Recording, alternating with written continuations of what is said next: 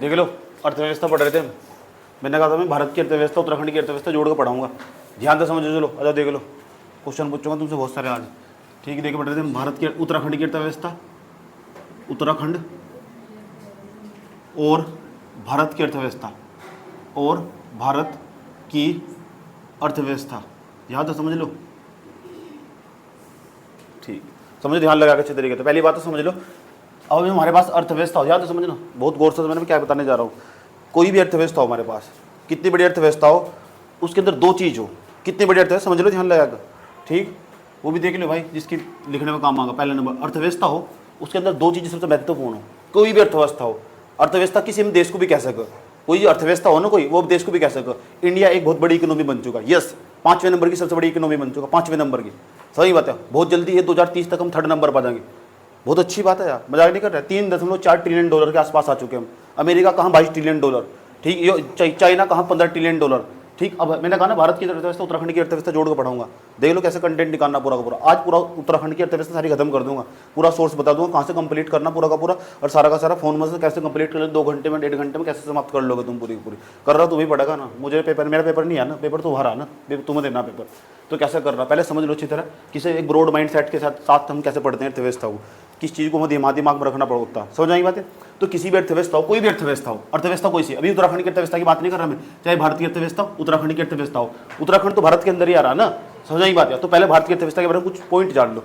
कोई भी अर्थव्यवस्था हो हमारे पास, ध्यान से समझना चाहते रहिएगा। तो कोई भी अर्थव्यवस्था हो, अर्थव्यवस्था कोई भी इकोनॉमी हो हमारे पास, कोई भी इकोनॉमी, समझ आई बात है। उसके दो देश से हो, दो ऑब्जेक्टिव हो उसका। नंबर फर्स्ट, पहले नंबर पर कोई भी अर्थव्यवस्था, उसके दो चीज हो। एक तो उसके अंदर मांग, डिमांड जिसे बोलते हैं मांग, और दूसरी चीज हो आपूर्ति। क्या हो?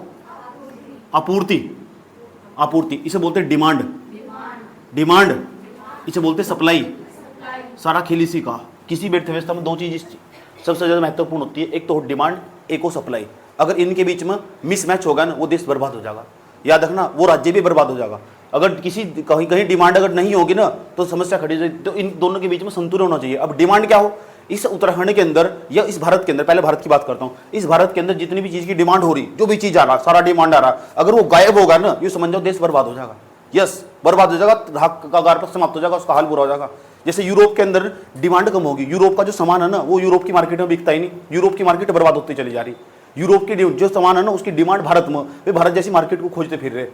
समझ में आई बात है। यूरोप के जितने भी 28-27 देश है, उनके पास समस्या पता किस चीज की? उनके पास डिमांड की समस्या। हमारी समस्या पता कौन थी? हम इंडिया के अंदर रहने वाले, हमारी समस्या है आपूर्ति की। प्रोडक्शन नहीं है हमारे पास। आपूर्ति मतलब प्रोडक्शन है, कुछ हम पैदा ही नहीं कर पा रहे, बना ही नहीं पा रहे हम यहाँ। आज तक हमें इंडस्ट्रियलाइजेशन हुआ ही नहीं, कंपनी नहीं लग पाई यहाँ से बिल्कुल भी। हरिद्वार, सिडकुल, इस एरिया में देख लो। अब पूरे भारत की बात करो तो बिहार आज भी खाली पड़ा हुआ आज पूरा बिहार हुआ। उसके बाद जो बड़ी बड़ी कंपनी आई सारी की सारी, क्या तो वो कर्नाटक में रहेगी या फिर वो महाराष्ट्र में रहेगी, इससे बाहर कभी निकल ही नहीं पाई। इससे हमारे यहाँ क्षेत्रवाद की समस्या पैदा होगी, जिसे हम क्षेत्रवाद कहते हैं। ये तो क्षेत्रवाद रीजनलाइजेशन जिसे कहते हैं, ये पूरा एरिया। तो यहाँ असमानता बढ़ती चली जाएगी। क्यों? क्योंकि बहुत सारी जो कंपनियां थी वे सारे एक छोटे से क्षेत्र तक सीमित होकर आएगी। यार जो वास्को डी गामा था ना, वो ना केरल के बाद बढ़ ही नहीं पाया, वो केरल के अंदर ही आया। समझ नहीं पाते, वो जो बंदरगाह था ना, उसी बंदरगाह पर आएगा, कालीकट बंदरगाह से आगे नहीं बढ़ पाया हुआ।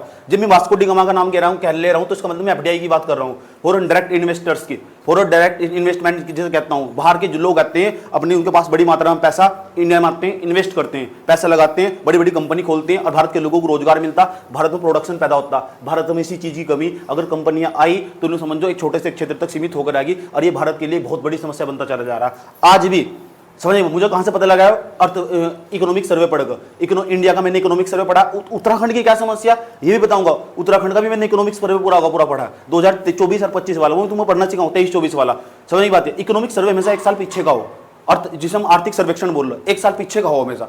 पहले 2 डॉक्यूमेंट आते थे, 2015 के बाद एक सिंगल डॉक्यूमेंट आने इंडिया के अंदर। उत्तराखंड का भी हो उस तरह। अब तुम उत्तराखंड को एक छोटा सा देश मानकर चलो। अगर मैं इंडिया की बात कर रहा हूँ, यही बात तुम इंडिया के यहाँ के इसके कंटेक्स्ट में सोचनी कि क्या बता रहा हूँ, लिख ही नहीं पाओगे ना फिर। समझ नहीं बात। तो एक तो डिमांड हो, एक हो सप्लाई। अगर डिमांड और सप्लाई के बीच में ना हमेशा लगभग ये दोनों बराबर होना चाहिए। समझ नहीं पाते, लगभग बराबर होना चाहिए। अगर इन दोनों के बीच में मिसमैच हो जाएगा, वो समझ जाओ देश बर्बाद हो जाएगा। कारण क्या है? मान लो एक बात बताओ, अगर एक हमारे इस पूरे एरिया में हमने कंपनी लगा रखी है, हरिद्वार सिडकुल वाले इलाके में और उधर रुद्रपुर वाले इलाके में हमने कंपनी लगा के छोड़ दी। चलो कंपनी लगा के छोड़ दी, उस पूरे एरिया के अंदर सामान जितना बनना था बनता चला गया। क्या बना रहे यार तुम ना एलसीडी बना रहे हो, टीवी भी लगते नहीं, टीवी एलसीडी बनानी स्टार्ट कर दी। अरे जब सबके घर में एलसीडी हो जाएगी तो फिर लोग खरीदेगा कौन? तो कंपनी बंद नहीं हो जाएगी। कारण पता क्या है? डिमांड खत्म हो गया। और जब डिमांड खत्म होगा ना, वो कंपनी के अंदर करने वाले उस कंपनी में ताला लगाना पड़ेगा, क्योंकि डिमांड ही नहीं है। सबके घर में एलसीडी हो चुकी, तो क्या होना चाहिए उस सामान को उठाकर बाहर के पड़ोसी के देश में भेजा। यार पाकिस्तान वाले, यार तुम हमारे यहाँ की एलसीडी खरीद लो यार, समझ नहीं बात है, क्योंकि पाकिस्तान में डिमांड, समझ नहीं बात। डिमांड कहाँ होगी? जहाँ जनसंख्या होगी। जनसंख्या कहाँ से? भारत में। भारत बहुत बड़ा मार्केट बन चुका, भविष्य फ्यूचर है, पूरी दुनिया का फ्यूचर है, जहाँ कभी हमसे कोई युद्ध नहीं कर सकता। समझ में बात है? अगर करेगा ना तो मारा जाएगा। कारण पता क्या है? एक बहुत बड़ा मार्केट बन चुका भारत, एक हब बन चुका पूरा का पूरा। कारण क्या है? डिमांड क्यों आ रही? क्योंकि जनसंख्या ग्रोथ कर चुकी है। तो जनसंख्या का यहाँ एक बेनिफिट है। अगर जो तुम तो पूछा जनसंख्या का लाभ क्या हो, यही जनसंख्या का लाभ हो। समझ में ही बात है क्या कहने को? बहुत बड़ा मार्केट बन चुका है, इतना बड़ा मार्केट बन चुका, पूरी दुनिया की नजर हमारी तरफ, चाहे कभी हमसे कोई युद्ध नहीं कर सकता। लेकिन भारत की सरकार क्या कर रही है? जब भारत की सरकार ने भी 2024 और 25 में बजट निकाला है, 24-25 का बजट, उसमें सबसे ज्यादा पैसा उन्होंने डिफेंस पर खर्च करा। कितने बड़े मूर्ख आदमी है, समझ बात है। जब बजट नहीं बनना तो मेरे को बनवा लेते। बदतमीज वाली बात है ना। डिफेंस में पैसा खर्च करने की जरूरत थी? चौथे नंबर पर रखा है, 5वें नंबर पर एजुकेशन को जाकर।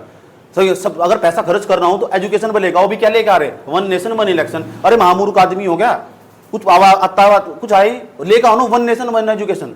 ये कहाँ चला गया? जहाँ पैसा खर्च करना चाहिए वहाँ खर्च नहीं कर रहे। अभी पीसीएस मांगा तुम्हारे लिए, तुम्हारा फैक्चुअल इन्फॉर्मेशन आगा, इतना वहाँ एनालिसिस नहीं होता पूरा का पूरा। जो चीज़ चाहिए वो लेने। समझ में ही बात है? बात समझ में क्या कहने? क्योंकि मैं तुम्हारे पर समझ पैदा कर रहा हूँ। तो किसी भी अर्थव्यवस्था में दो चीज सबसे बढ़ ज्यादा जरूरी है, एक को डिमांड, एक को सप्लाई। इंडिया की जो समस्या रही आज तक, शुरू से लेकर अब तक आज तक, यह सप्लाई की रही है। सप्लाई का मतलब प्रोडक्शन का मतलब उत्पादन। पैदा ही नहीं कर पाए यार हम, कुछ नहीं आया वास्को डी गामा इंडिया के कोने कोने में। वो वहीं एक छोटे से क्षेत्र में सिमट कराएगा। वो वास्को डी गामा का मतलब मैं जब भी कह रहा हूँ फॉरेन इन्वेस्टर्स है ना, वो नहीं आ पाया। समझ में आई बात? वो एक छोटे से क्षेत्र तक सीमित होकर आ गया। कारण क्या है? हमारे यहाँ इंफ्रास्ट्रक्चर सही नहीं है। वो वाई यार वास्को डी गामा वहां क्यों आता? वास्को डी गामा जब मैं कह रहा हूँ ना, फॉरेन डायरेक्ट इन्वेस्टर्स कह रहा हूँ मैं, वो यार वहां ना बिहार वो पहुंच नहीं पाया। पता क्या दिक्कत थी? जब वो टेम्पो में बैठ कर जा रहा था ना, उसके पेट में दर्द होगा तो खड्डे होते ना, इंफ्रास्ट्रक्चर नहीं है हमारे यहाँ से। तो इंफ्रास्ट्रक्चर अब तैयार हो रहा है हमारे यहाँ से। बट देखिए रोड कितने मस्त मस्त बनते चले जा रहे हैं। आने वाला फ्यूचर हमारे यहाँ का ब्राइट होगा, गारंटी दे रहा हूँ, मजाक नहीं कर रहा। 5 साल बाद, समझ बात है? ठीक, तो डिमांड और सप्लाई का खेल है सारा का सारा। किसका खेल है? डिमांड और सप्लाई का। तो पता लग चुका। अब सवाल का बात कर लेते उत्तराखंड की। अच्छा उत्तराखंड में क्या हाल है? अरे उत्तराखंड का भी तो यही हाल है। जब तो उत्तराखंड बना 2005 के बाद, अब आज हम 2023 में स्टैंड कर रहे हैं। जहां हम स्टैंड कर रहे हैं 13 गुना बजट बढ़ा, 13 गुना। समझ बात है? 13 गुना के आसपास बजट बढ़ चुका। अब उत्तराखंड में क्या था? सारा उबड़ खाबड़ क्षेत्र था। लगाते कहां कर लगाते कंपनी? उधम सिंह नगर होगा, देहरादून होगा, हरिद्वार होगा, ये पाल रहा उत्तराखंड को। यहाँ का जो द्वितीयक क्षेत्र है ना, अर्थव्यवस्था के 3 क्षेत्र हो, प्राइमरी सेक्टर हो, सेकेंडरी सेक्टर हो, टर्सरी सेक्टर हो। जो द्वितीयक क्षेत्र उत्तराखंड के अंदर बूम कर रहा हो। प्राथमिक क्षेत्र पीछे छूट चुका, 2% उसका केवल योगदान हो, 9% के आसपास योगदान उसका। जो प्राइमरी सेक्टर है पीछे छूट चुका। यार किसान मर गया उत्तराखंड का नहीं, भारत का भी मर गया।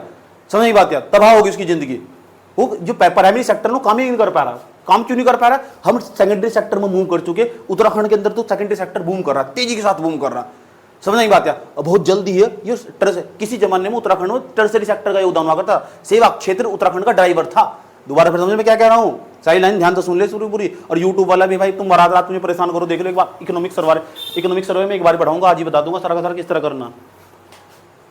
समझ में आई बात है? पता लग गया क्या कहा मैंने? सारी बातें सुनूंगा मैं क्या बताया। तो बहुत जरूरी हो डिमांड और सप्लाई। और डिमांड और सप्लाई के बीच में संतुलन होना चाहिए। जितनी यार एलसीडी बनी थी ना सब क्षेत्र में, यार वे सारी कहीं खप तो जा। कहाँ खपगी में? कहीं जागी भी में एलसीडी जो बननी चाहिए। एलसीडी तो एक बहाना, समझ? कोई भी चीज, कोई भी वस्तु, कोई भी आर्टिकल, कोई भी गुड्स बनना हो, उसका डिमांड आना चाहिए। डिमांड कहां से आगा? डिमांड आगी जनसंख्या था। भारत के अंदर ना, भारत की जो मार्केट है यार, बहुत बड़ी मार्केट है यार, इसके अंदर हर चीज की खपत हो जा। सेकंड हैंड चीज भी बिका है यहाँ से। समझ में आई बात है? सब चीज बिक रही है यहाँ से, जो कहीं नहीं बिकता है यहाँ का बिक जा। लेकिन कुछ समय पर पता क्या हो रहा, पिछले 2-3 सालों तो समस्या आ गई इंडिया के अंदर भी, उत्तराखंड के अंदर भी। सही बात है, क्योंकि मैं तो अर्थव्यवस्था पढ़ने वाला छात्र हूँ। तो इंडिया के अंदर भी समस्या आई, उत्तराखंड के अंदर भी समस्या आई। इंडिया के अंदर क्या समस्या आई? पूरी इंडिया की जो डोमेस्टिक मार्केट है, जो घरेलू बाजार है हमारे यहाँ का, यार उससे डिमांड आना बंद हो गया। अच्छा डिमांड कौन कर रहा था? ये डिमांड कर रहा था आम आदमी, किसान। ये किसान डिमांड कर रहा था। अच्छा किसान डिमांड कैसा कर रहा था? किसान फसल कटते ही उसके हाथ में पैसा जाता, क्योंकि भारत आज भी 70% आबादी गांव में रहती है। पढ़ो आर्थिक सर्वेक्षण जाकर, इकोनॉमिक सर्वे बताऊंगा कैसे पढ़ना आज। 70% आबादी गांव में रहती है, और वो 70% आबादी उसके हाथ में पैसा नहीं आया यार। वो जो किसान था उसकी फसल बर्बाद होगी, सरकार ने उस पर ध्यान नहीं दिया। 1991 से लेकर आज तक 30 साल तक उसको बर्बाद कर दिया किसान को। समझ नहीं बात है? और किसी देश की पता क्या है, वो रीढ़ की हड्डी किसान, और रीढ़ की हड्डी खराब कर दी तुम ना, कैसे चल पाओगे? सर्वाइव ही नहीं कर पाओगे। ये सोच रहे हम आज भारत की अर्थव्यवस्था 48.21 लाख करोड़ रुपए की। भारत की जो अर्थव्यवस्था, भारत का जो जीडीपी है वर्तमान समय में 48.21 लाख करोड़ रुपए का, और उसमें से जो हमारा प्राइमरी सेक्टर है उसका योगदान ना के बराबर रह गया, वही 19-20% के आसपास। तो 20% के आसपास उसका योगदान रह रहा है। इसका मतलब देश के अंदर अर्थव्यवस्था की जो कृषि उसका हालत बहुत अच्छा नहीं है। कारण क्या है? वो वेंटिलेटर पर काम कर रहा है। यही बात मैंने तुम्हें पहले ही बताई थी। समझ बात क्या? आज देश का ड्राइवर बन चुका सर्विस सेक्टर, सेवा क्षेत्र जिसे कहते हैं। ये मोबाइल फोन, ये कंप्यूटर, सारा काम इनसे होना स्टार्ट हो लिया। समझ में आई बात क्या? लेकिन सर्विस सेक्टर कभी भी जॉब पैदा नहीं कर सकता, कभी भी। एक टावर लगाया, समझ बात है, एक टावर की कमाई देखो, जो तुम्हारे एरिया में टावर काम कर रहा है, तो कभी जोड़ कर देखो उससे कितने इंटरनेट चल रहा होगा, उससे कितने लोगों का फोन का इंटरनेट जोड़। एक टावर की कमाई एक दिन की कई करोड़ रुपए, कई सौ करोड़ रुपए बैठ जाएगी तुम्हारे एरिया में जो इंटरनेट दे रहा होगा। रोजगार कितने लोगों को देख पाया? केवल एक व्यक्ति या दो व्यक्ति टावर पर काम कर रहे हैं और कोई भी नहीं है वहां से। इसीलिए सर्विस सेक्टर देश का ड्राइवर बन जरूर चुका, लेकिन वो कभी भी रोजगार जनरेट नहीं कर सकता। इसीलिए बेरोजगारी तेजी के साथ बढ़ती जा रही। देख लो कैसे जोड़ कर समझा रहा हूं मैं। समझ नहीं बात है? इतनी हिम्मत होनी चाहिए सुनने की, इतनी तो हिम्मत है ही नहीं बच्चों में। या तो कोई सिविल सर्विस वाला सुनोगा, या सीरियसली जो पीसीएस वाला वो सुनोगा। ग्रुप सी वाले को तो इतने बस का भी नहीं है, तो सोचा पता नहीं क्या है। उसे तो फैक्चुअल इन्फॉर्मेशन चाहिए ना, बस उसमें मर गया उसकी ज़िंदगी, उसमें खप गई उसकी ज़िंदगी, उसका तो सोच ही नहीं पाया। पता लग चुका क्या कह रहा हूँ मैं? पता लग चुका। तो देश का ड्राइवर बन चुका इस टाइम। पता कौन? Service sector. और उत्तराखंड के अंदर समस्या पता क्या हुई? समस्या पता क्या हुई? या देखो क्या समस्या हुई, समझ लो। ये अर्थव्यवस्था इकोनॉमी, उसके 3 सेक्टर हो हमारे पास। ये प्राइमरी सेक्टर हमारे पास, ये सेकेंडरी सेक्टर हमारे पास, ये हमारे पास टर्सरी सेक्टर है। प्राथमिक क्षेत्र, समझिएगा, प्राथमिक क्षेत्र, द्वितीयक क्षेत्र, तृतीयक क्षेत्र। कोई भी जब अर्थव्यवस्था मोमेंटम होती है, कोई भी व्यवस्था, जब अर्थव्यवस्था, कोई भी देश जब आगे बढ़ता होगा, सबसे पहले वहां प्राथमिक क्षेत्र हो, पहले वो बूम करना चाहिए। प्राथमिक क्षेत्र वो बूम करना चाहिए, उसके अंदर ग्रोथ होनी चाहिए। अच्छा, जैसे बूम कर जाएगा। हमारे यहाँ प्राथमिक क्षेत्र ने पूरा योगदान दिया अतीत काल में। जब सेकेंडरी सेक्टर आया, द्वितीयक क्षेत्र आया, तो द्वितीयक क्षेत्र पूरी तरह बूम नहीं कर पाया। द्वितीयक क्षेत्र यानी जो औद्योगिक क्षेत्र था वो पूरा का पूरा एक छोटे से क्षेत्र तक सीमित होकर आएगा, ये पूरी तरह मूव नहीं कर पाया। तो इंडिया यहाँ से सीधा यहाँ मूव कर चुका टर्सरी सेक्टर पर। यही बात मैंने तुम्हें भारत की अर्थव्यवस्था पढ़ते वक्त बताई थी। ठीक, उत्तराखंड के अंदर अच्छा हालचाल चल रहा है, उत्तराखंड के अंदर द्वितीयक सेक्टर बूम कर रहा है, उसके बाद टर्सरी सेक्टर पर चले जाएंगे हम, टर्सरी सेक्टर पर चले जाएंगे। समझ में आई बात क्या? तो बहुत अच्छी बात है, उत्तराखंड के अंदर ठीक ठाक हो रहा है। इंडिया के अंदर समस्या होगी। इंडिया के अंदर, अरे भाई, उत्तराखंड के अंदर जो हरिद्वार, इसकी प्रति व्यक्ति है 3,66,000 के आसपास। सबसे पूरे उत्तराखंड के अंदर अगर सबसे ज्यादा कोई पैसा कमा रहा है ना, किसी जिले के व्यक्ति पैसा कमा रहे, तो हरिद्वार के व्यक्ति पैसा कमा रहे। समझ आई बात? 3,66,000 के आसपास। बहुत अमीर आदमी रहे हरिद्वार में सबसे ज्यादा। समझ आई बात? यहां देख लो, सुन लो। ये प्राइमरी सेक्टर है, ये सेकेंडरी सेक्टर है, ये हमारा टर्सरी सेक्टर है। ये प्राइमरी सेक्टर है, tertiary secondary sector, tertiary sector. तो प्राइमरी सेक्टर था ना, इंडिया कहां मूव कर चुका? इंडिया यहां मूव कर चुका है टर्सरी सेक्टर पर। इंग्लिश ज्यादा तो नहीं हो रही, समझ में आ रही है ना? ठीक है, फिर हम कहां तक कहां चले गए? हम इस तृतीयक क्षेत्र पर चले गए। हम इस प्राथमिक क्षेत्र हम तृतीयक क्षेत्र पर चले गए। कारण पता क्या है? कारण ये हो, हमारे यहां दूसरा सेक्टर फल फूल नहीं पाया। सही बात है, उसका विनाश हो गया। कारण क्या है? कारण ये हो, इंडिया का लोग ना वीआईपी हो गया। सही बात है, सीधा उसके हाथ में फोन आ गया। सही बात है, हमारे यहाँ औद्योगिक क्षेत्र नहीं हुआ, औद्योगिक क्षेत्र का निर्माण नहीं हुआ। रोकना जरा करेगा। हाँ, किसकी बात चल रही थी? टर्सरी सेक्टर की। हो गया। कारण क्या है?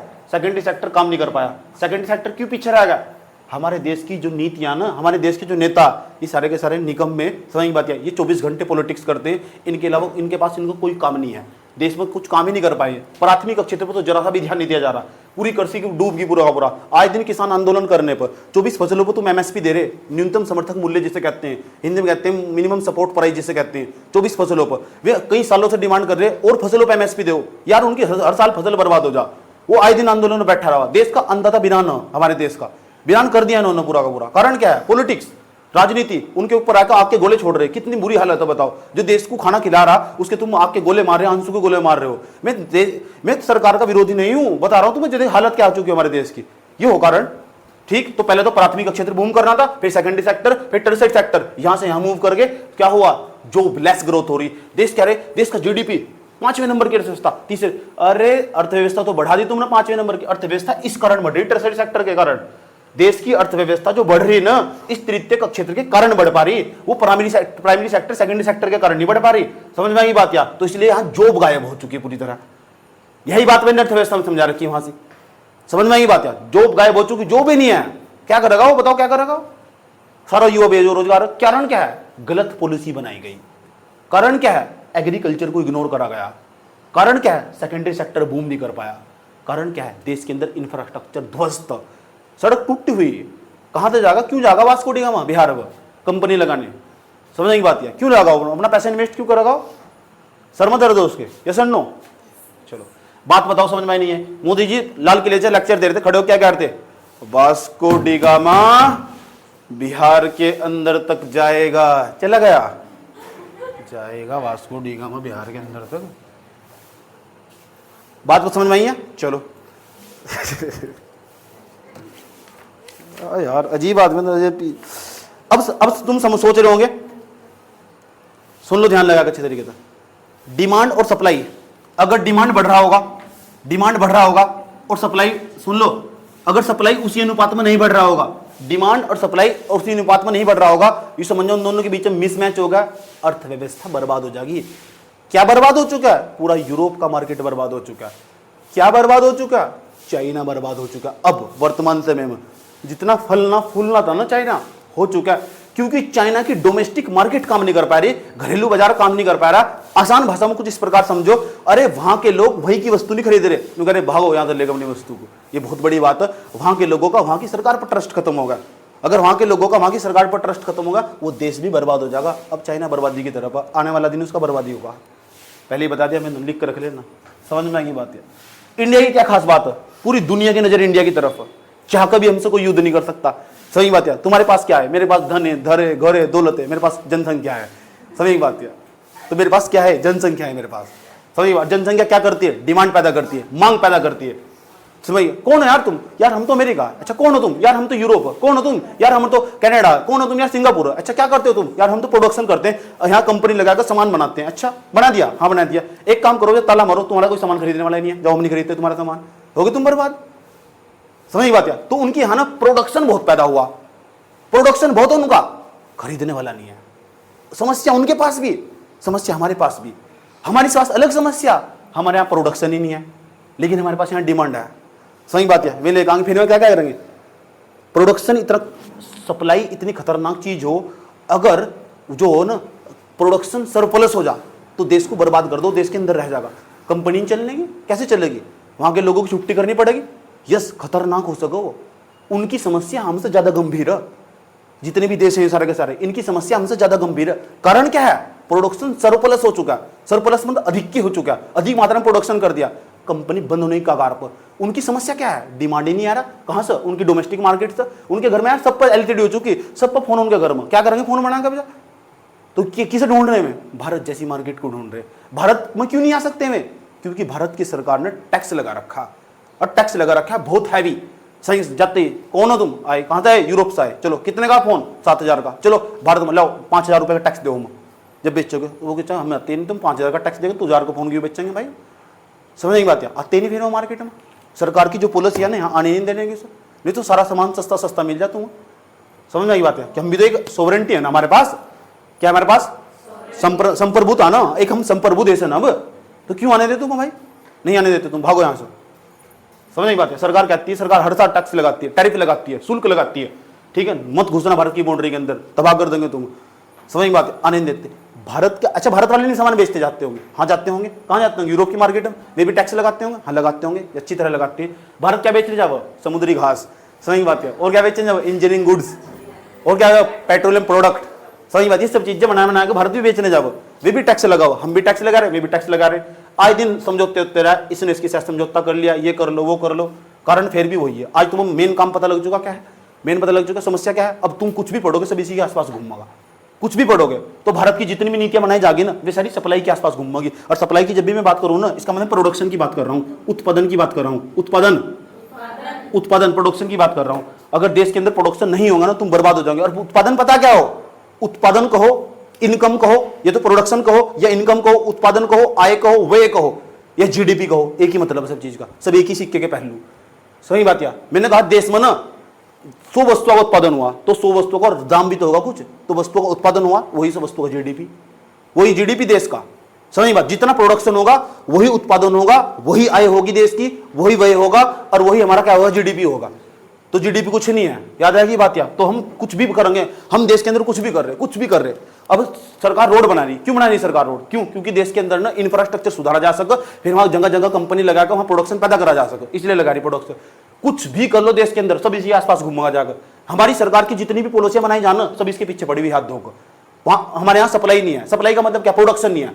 प्रोडक्शन कैसे पैदा होगा? प्रोडक्शन, हमारे पास डिमांड तो है लेकिन प्रोडक्शन नहीं है, तो प्रोडक्शन कुछ भी बनाएंगे। क्या सरकार क्या चलाती है scheme? PLI scheme, production link incentive scheme, उत्पाद प्रोत्साहन योजना क्यों चलाई है? यही तो चलाई। देश के अंदर सारी चीजें बनाई जा सकती, जो हम भारत बना रहे। यार हम चिप को भारत क्यों खरीद लेकर चाइना वालों को? एक काम करो, तुम यही कंपनी लगाओ, यार कर्नाटक में लगाओ कंपनी, तुम तमिलनाडु में लगाओ कंपनी, और चिप यही बनाओ। तुम क्या करे? बनाओ, क्या चीजें बनाओ? प्रोडक्शन, उत्पादन, इस पर ध्यान दिया जा रहा। सरकार कुछ भी करेगी इसके पीछे पड़ी हुई हाथ धोकर। आज तक जब तक देश आजाद हुआ और अब तक यू समझ जाओ, प्रोडक्शन पर जो ध्यान दिया गया, कितना भी ध्यान दे रहे हैं, लेकिन कुछ भी देश के अंदर हम बना नहीं पाए। यार कितनी बड़ी बात है यार। आज तुम जो अपने आप खुद ही सोचो, तुम पेट्रोल हुआ, डीजल हुआ, कच्चा तेल हुआ, बाहर से खरीद के लेकर आ रहे, बाहर से। हम वो हर प्रयास करेंगे जो चीज हम बाहर से खरीद कर लेकर आ रहे, क्योंकि वहां भारत का तो डॉलर देना पड़ेगा।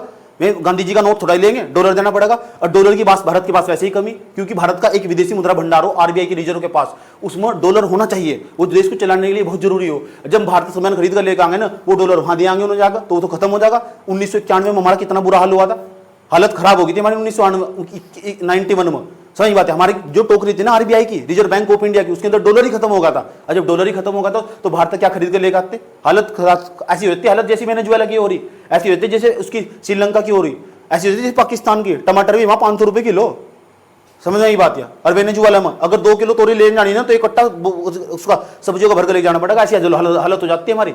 इसलिए बहुत जरूरी जो चीज हम बाहर से लेकर आ रहे हैं ना, उसे यहाँ देश में बनाया जा। और सरकार वो हर प्रयास करेगी, जितनी भी नीतियां बनाई जाएगी सरकार की। कल को तुम प्रशासक बनोगे तो प्रशासक बनने में तुम करोगे क्या? पॉलिसी मेकिंग तो करोगे, पॉलिसी का निर्माण ही तो करोगे। तो पॉलिसी का निर्माण करते वक्त इन सब चीजों को ध्यान में रखोगे कि वहां क्या पढ़ाया था भाई जी ने। समझ में आई बात? या कि देश के अंदर ना प्रोडक्शन की समस्या, उत्पादन की समस्या, सारी पॉलिसियां उत्पादन के आसपास घूमती, जितनी भी नीतियां बनाई जाएगी, कोई भी योजना लागू करोगे तुम। समझ बात? या क्या कहा तुमने? तुमने क्या बोला? तुमने बोला 1 डिस्ट्रिक्ट 2 प्रोडक्ट। उत्तराखंड में चल रही है योजना 1 डिस्ट्रिक्ट 2 प्रोडक्ट। अरे इसलिए प्रोडक्शन बढ़ाया जा सके, इसकी इनकम बढ़ाया जा सके, राज्य की इनकम बढ़ाया जा सके। कोई भी एक क्षेत्र हो, कुछ भी, प्रोडक्शन लिंक इंसेंटिव, उत्पाद प्रोत्साहन योजना क्यों चलाई? प्रोडक्शन बढ़ाने के लिए। इंफ्रास्ट्रक्चर पर ध्यान क्यों दे रही? प्रोडक्शन बढ़ाने के लिए, उत्पादन बढ़ाने के लिए। है नहीं उत्पादन, नहीं लगी कंपनी, नहीं हुआ औद्योगिकरण देश का। समझ नहीं बात? यार 18वीं शताब्दी में इंग्लैंड में औद्योगिक क्रांति हो चुकी थी। जब मैंने कहा ना औद्योगिक क्रांति हो चुकी थी, पूरे इंग्लैंड में कंपनियां लग चुकी थी, पूरे इंग्लैंड में। अब यह 21वीं सदी चल रही, भारत में अब तक औद्योगिक क्रांति नहीं हुई। समझ रहे तुम? और औद्योगिक क्रांति का जब भी मैं बात करता हूँ, सेकेंडरी सेक्टर की बात करता हूँ। कभी सुना दूं ना, भारत में औद्योगिक क्रांति हो चुकी। समझ बात? या औद्योगिक क्रांति कहां हुई? 10th क्लास में क्या पढ़ा था? नहीं पढ़ा था क्या 10th क्लास में? औद्योगिक क्रांति कहां हुई थी? इंग्लैंड में हुई थी। कभी सुना भारत में औद्योगिक क्रांति हुई? सही बात है, भारत सेवा क्षेत्र में मूव कर चुका। औद्योगिक क्रांति होनी चाहिए थी। कैसे होगी औद्योगिक क्रांति? जब तक देश में राहत तो नहीं आने का, तब तक नहीं होने की। अभी कह रहा पीएम बना दो मुझे। मजाक कर रहा हूं। बात समझ में आई निकल गई? चलो अच्छा। अब सर, हाँ सर ये बताओ, ये जो मांग और आपूर्ति है, इसके बीच में संतुलन कैसे पैदा करो? मैडम प्लीज अपना मुंह चुप करें प्लीज। ये बताओ सर जी, मांग और आपूर्ति के बीच में कैसे संतुलन पैदा हो? क्या आपके पास कोई आइडिया है? अरे आइडिया तो सरकार के पास भी है, क्या करेंगे बताओ? तो मांग और आपूर्ति के बीच में संतुलन पैदा करने के लिए हमारे देश के अंदर 2 नीतियां काम करती है। किसी भी देश के अंदर काम करती है 2 नीतियां। समझ लो, फिर उत्तराखंड पर भी आ जाऊंगा। 2 नीतियां काम करती हो। एक तो हमारे पास हो, समझ में, एक तो हमारे पास हो राजकोषीय नीति, राजकोषीय नीति, एक तो राजकोषीय नीति, और दूसरे नंबर पर हमारे पास, सही बात है, इसे बोलते फिजिकल पॉलिसी, फिजिकल पॉलिसी। दूसरे नंबर पर हमारे पास एक हमारे पास मौद्रिक नीति, मौद्रिक नीति, इसे बोलते मॉनेटरी पॉलिसी। आसान चीज तो कोई भी बढ़ा दे यार, कोई भी। बात समझ में क्या कहने की कोशिश करी जा रही? मैंने कहा अगर मांग और आपूर्ति के बीच में संतुलन पैदा करना तो कितनी नीतियां काम करती हैं, बताओ। एक तो राजकोषीय नीति, मौद्रिक नीति, समझ लो अच्छी तरह, फिर हम वहीं जाएंगे पूरा का पूरा। अच्छा, जो राजकोषीय नीति हो, फिजिकल पॉलिसी हो, ये सवाल पूछा हुआ, एक लाइन में सवाल पूछ लो, इसका ध्यान कौन रखा? राजकोषीय नीति का। राजकोषीय नीति का सीधा संबंध हो भारत सरकार से। यस, ये सारा काम हो भारत सरकार का, इसका ध्यान रखने का काम हो भारत सरकार का, इंडियन गवर्नमेंट का। किसका? इंडियन गवर्नमेंट का। ठीक, फैक्चुअल इंफॉर्मेशन तो कोई भी पढ़ लोगे, आधा घंटा लगे उसे पढ़ने में। वो पढ़ाई क्या जो तुम्हारे अंदर समझ ना पैदा कर पाई, कहीं की पढ़ाई है वह? कितना डाटा याद करोगे भाई? किसी का यूट्यूब उठा के डाल कर पढ़ लो, उत्तराखंड की अर्थव्यवस्था, और लगो 4-5 फैक्ट, और क्या है उसमें? ज्यादा 20 फैक्ट होंगे। तुम्हें ये थोड़ा ही पता तुम्हें क्या हो रहा है यहाँ, क्योंकि ऐसी पढ़ाई नहीं है, ना कोई पढ़ाता, ना हिम्मत है किसी में। ये तो पढ़ना पड़ा ना वो सारा। 246 पन्नों का डॉक्यूमेंट हो, 246-47 पन्नों का, 50-250 पन्नों के आसपास का डॉक्यूमेंट होगा। मैंने कल 3 घंटे में पढ़ा पूरा हो, पूरा पढ़ा बैठ कर तमीज से होश में होगा क्या है, किस वे में बढ़ रही है अर्थव्यवस्था। समझ में आई बात? ये तो वैसे ही थोड़ा है आप पूरा का पूरा कि वैसे हवा में जाकर ठग बोल दे, पूरा का पूरा पढ़ते हैं। आज तुम सिखाऊंगा कैसे पढ़ते हैं। मेरे तो 2.5-3 घंटे लगा पढ़ने में, तुम बताओ तुम कैसे 1.5-2 घंटे में पूरा नहीं मिटा सको उस डॉक्यूमेंट को। बट बच्चे पढ़ना नहीं चाहते, सबको चाहिए क्या? Copy cut paste, copy cut paste और PDF, यही बर्बाद करता बच्चों को। सही बात है, लिखना नहीं चाहता, ना पढ़ना चाहता बिल्कुल भी। राजकोषीय नीति, अरे कौन सी नीति हो? मौद्रिक नीति। मांग और आपूर्ति के बीच में संतुलन पैदा करना कैसे होगा? जितना प्रोडक्शन हमारे देश में हो रहा है वही यही खप जा।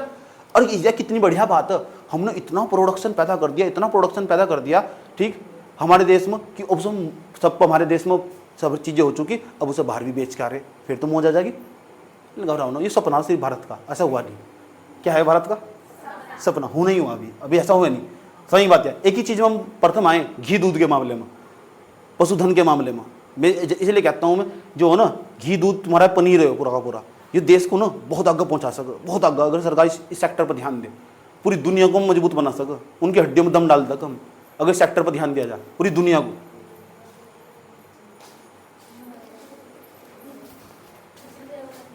क्या होगा?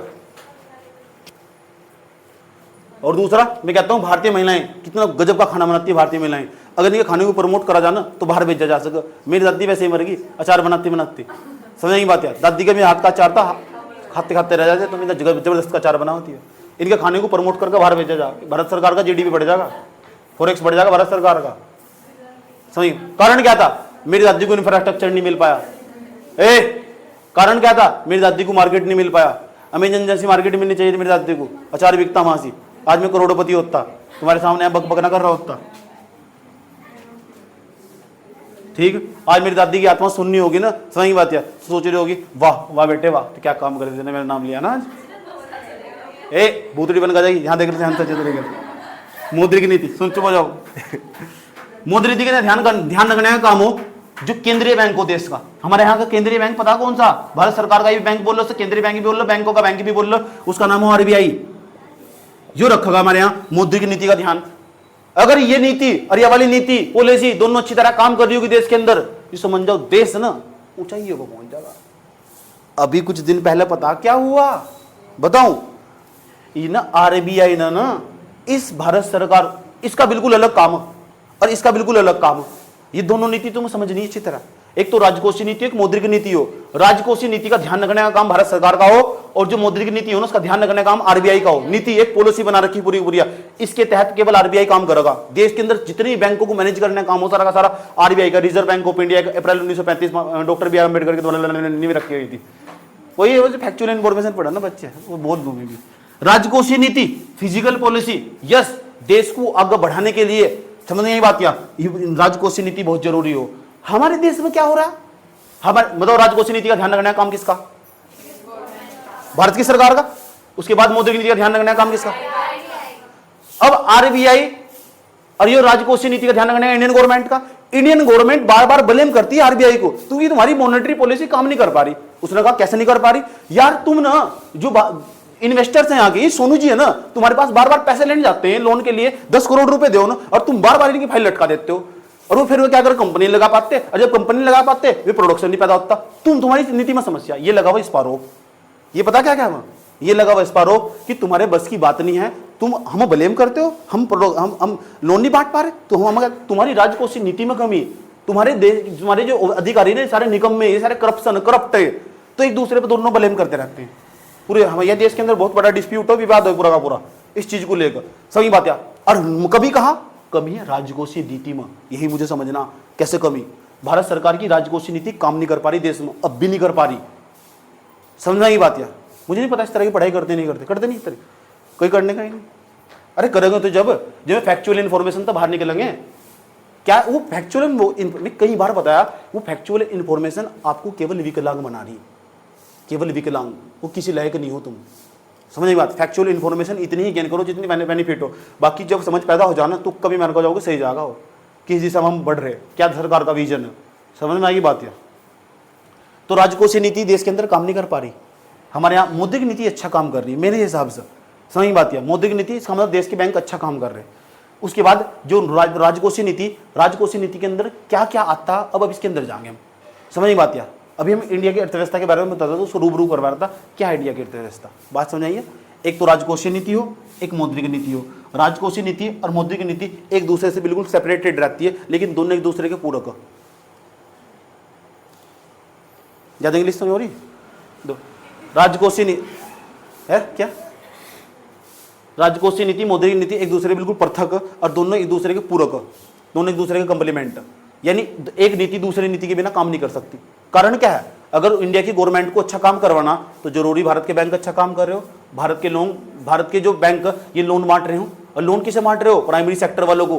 किसान को पैसा क्यों नहीं दे रहे भाई तुम, किसानों को पैसा देते हुए डर रहे हैं, समझ बात क्या। ये उसे पैसे देंगे जो इनका जानने वाला बैंक है, बहुत बदतमीज हो चुके सारे के सारे बैंक है, सही बात क्या। जो पीएनबी वाले एसबीआई वाले बैंक उसे देंगे जिसका क्रेडिट स्कोर अच्छा, उसे लोन देंगे। आम आदमी को लोन देने से डर रहे, ये किसी बड़े विजय माल्या को लोन दे देंगे जो 11,000 करोड़ रुपए लेकर बाहर भाग जाएगा। ये आम आदमी को लोन नहीं देने के, उसका घर का घाट गालेंगे, 30,000 रुपए के चक्कर में उसके घर खड़े रहेंगे सारे दिन। ये बैंक वाले बहुत बदतमीज हो चुके, तो फिर कैसे रन कर जाएगी इकोनॉमी। बैंक भी अच्छा काम नहीं कर पा रहे, इनकी भी समस्या आगे समझ रहे मैं, सही बात यार। क्वेश्चन आ गया पीसीएस में, ऐसे नहीं था, ब्रॉड माइंड सेट के साथ जब समझ लगा ना बच्चा, उसका हाथ खुद ही गति करेगा। क्या बताया गया था, अच्छा 10-20 लाइन खुद ही निकाल लगा, अच्छा यह काम कर रही या नहीं काम कर रही, और सामने कॉपी चेक करने वाला पढ़ेगा, यार क्या गजब का लिखा यार, सही बात है। कॉपी चेक करने वाला आम आदमी थोड़ा ही है, उसे इतनी नॉलेज है, पता कितनी नॉलेज, जितनी नॉलेज में हो जाए ना उस तो कमी नॉलेज है सर कॉपी चेक करने वाले।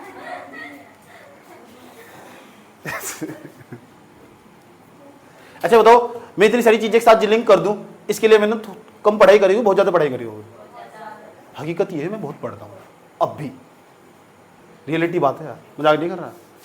ना पेपर देने के बावजूद मैं तब भी इतना ज़्यादा पढ़ता हूँ, किस लिए, क्योंकि मेरा काम है नॉलेज को हमेशा इंप्रूव करना, समझ की बात है। किसी भी क्षेत्र में जाएगा, किसी भी सब्जेक्ट को उठा लो जाएगा, मैं उसमें अपनी नॉलेज को इंप्रूव करता रहता हूँ। कहाँ लेके जाओगे इस नॉलेज को, बहुत जरूरी है।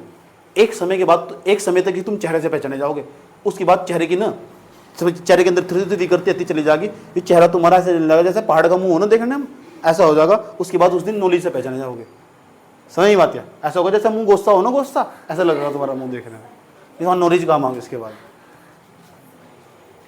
ठीक, क्या तन मांझ तार एक दिन माटी में मिल जाएगा, क्या क्या कहते कबीरदास, यही तो कहते, क्या तन मांझ तार एक दिन माटी में मिल जाएगा। चलो, राजकोषीय नीति होगी, मौद्रिक नीति होगी, तो इसे समझना सर। हाँ, जरा राजकोषीय नीति के अंदर जाइए, समझाइए इसके अंदर थोड़ा सा, हम भूलने पड़े, जरा बताओ। समझा,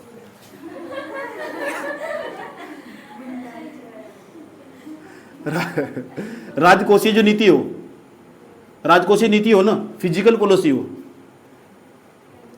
फिजिकल जो फिजिकल पॉलिसी हो ना, यहां तो समझो अच्छे तरीके से। फिजिकल पॉलिसी के दो घटक हो हमारे पास, कितने घटक हो, दो कंपोनेंट हो हमारे पास इसके, देख लो।